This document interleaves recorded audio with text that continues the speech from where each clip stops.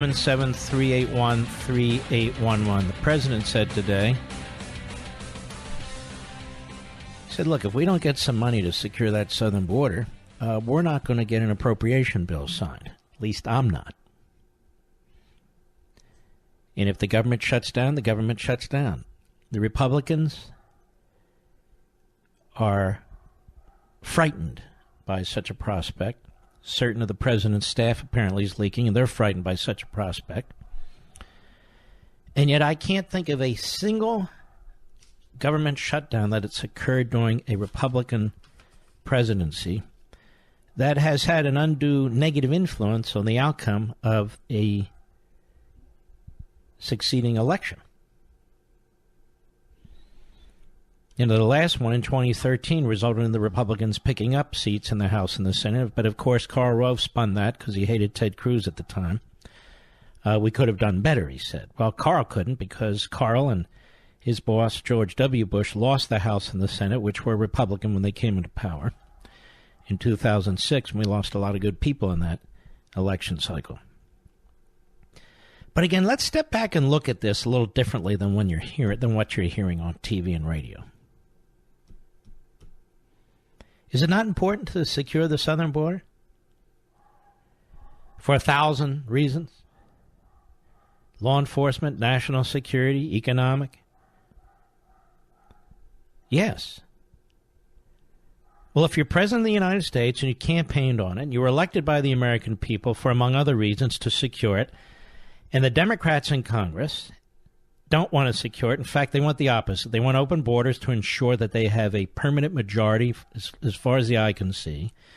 And then you have Republicans in Congress, again, who accommodate the Democrats by trying to demonstrate that they're not the horrible people that the media say they are.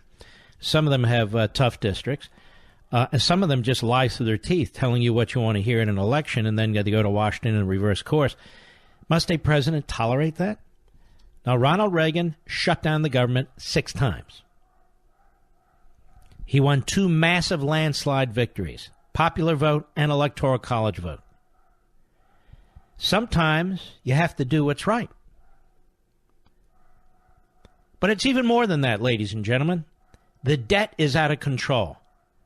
Under a Republican administration and a Republican Congress, the debt is out of control. That budget that was signed was the worst spending bill in American history.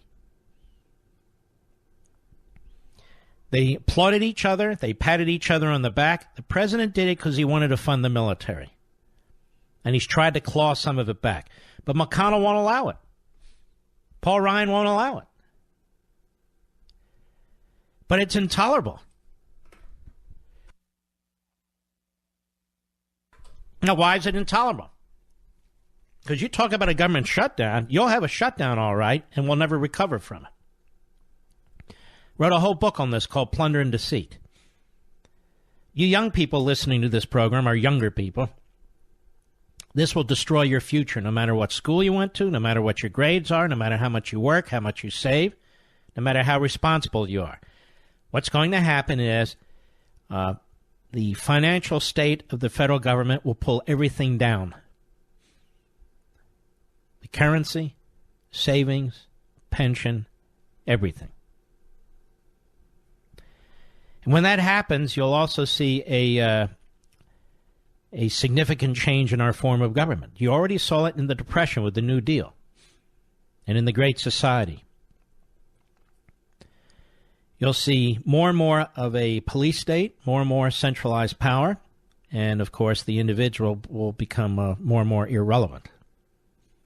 That's what happens. And now we have a debt that is so massive. Our fiscal operating debt is now over $21 trillion. It's bigger than the GDP, which is about $18 trillion now. And unfunded liabilities, all the entitlement programs and the rest, are now over $230 trillion. Are you aware that when the federal government puts together its balance sheet, it doesn't put the unfunded liabilities on it? Now, when you put together your balance sheet, if you have unfunded liabilities like a mortgage or whatever, you are required to. Or when a business does, it's required to. But the federal government specifically does not. So you don't really know the true financial state of the federal government. And the true financial state is horrific. Horrific. And so even if we have a government shutdown, we're on a long road to correcting this. And in the meantime, we have a party which is embracing democratic socialism, or at least more and more so, and a media that celebrates it. Now, democratic socialism, there are no democratic socialist regimes. The more socialist, the less democratic. That's the whole point. Socialism is about government control, government bureaucracy, redistribution of wealth. A study was done of this, all will come together. A study was done of Bernie Sanders' Medicare for All proposal. Medicare for all, he says.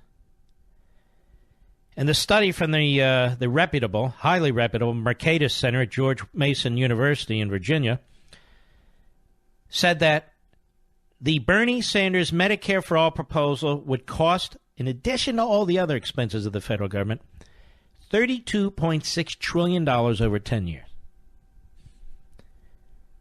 Over $3 trillion a year for the next 10 years. Our federal budget right now is slightly over $4 trillion.